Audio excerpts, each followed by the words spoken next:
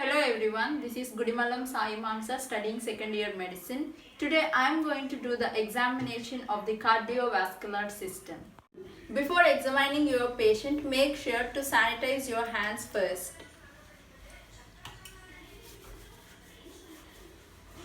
This is Sai Charan, he is 15 years old. Today I will be examining his cardiovascular system.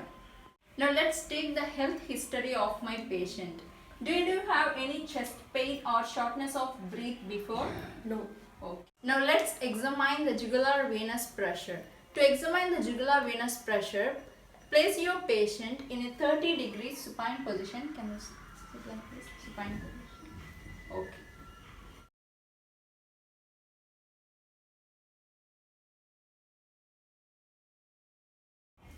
Now look for the oscillations along the sternomastoid between the clavicle and the angle of the jaw.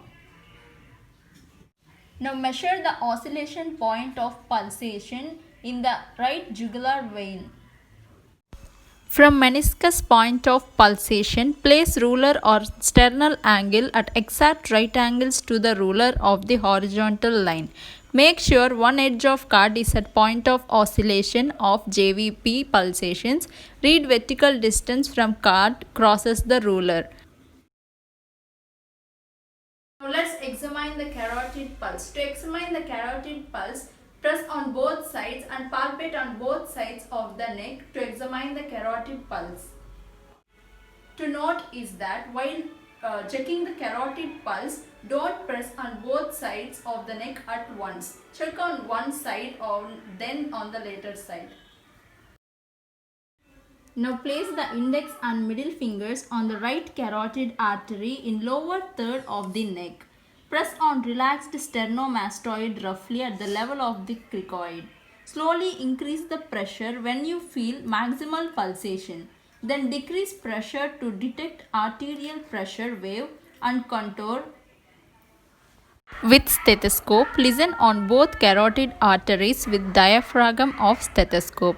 Ask the patient to breathe in. Listen for the bruit. Bruit is the sounds of the oozing, murmur-like sound of vascular origin.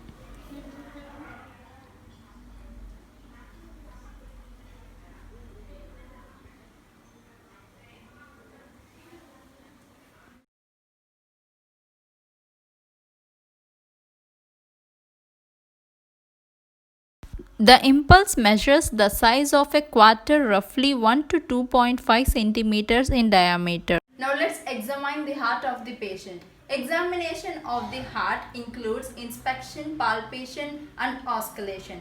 Let's start with the inspection and palpation of the heart.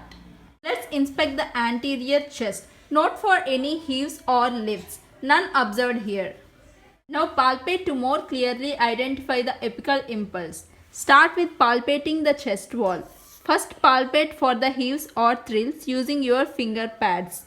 Hold them flat obliquely on the surface as you palpate the right and left interspaces along the left sternal border, and in the apical area check for thrills, pressing the ball of your hand firmly on the chest in some locations. Its oscillation reveals a loud murmur. Go back and check again. With finger pads, identify the location of the apical impulse by the interspaces in which you feel and by its distance in centimeters from the mid-sternal line. Measure the diameter of impulse in centimeters. Feel for the amplitude of apical impulse. It is usually small and feels like a gentle tap.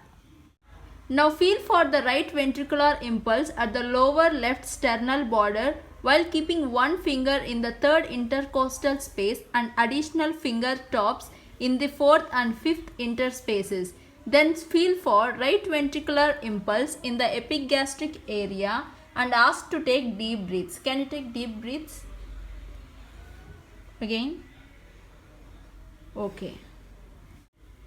Auscultation of heart sounds is important in diagnosis.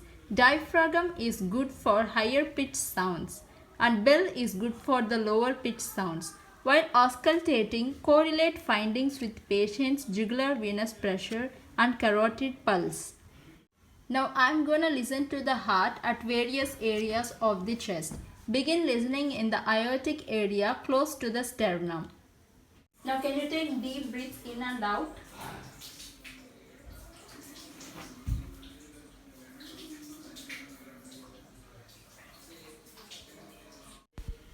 To listen to the high-pitched sounds, use the diaphragm side of the stethoscope so that you can listen to the high-pitched sounds of the heart very clearly.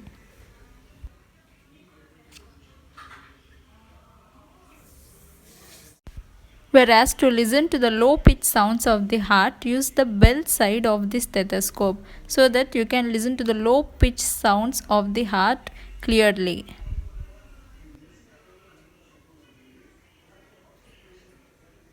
In order to detect more certain diastolic murmurs of regurgitation, you should use two maneuvers. First maneuver is performed patient sitting up by moving left ventricle close to the chest wall. Patient to exhale completely and hold breath. Use diaphragm to listen at left sternal. Perform second maneuver, place the patient to left ubiquitous position. Auscultating in this position enhances the detection of opening snap of diastolic rumble of the JV.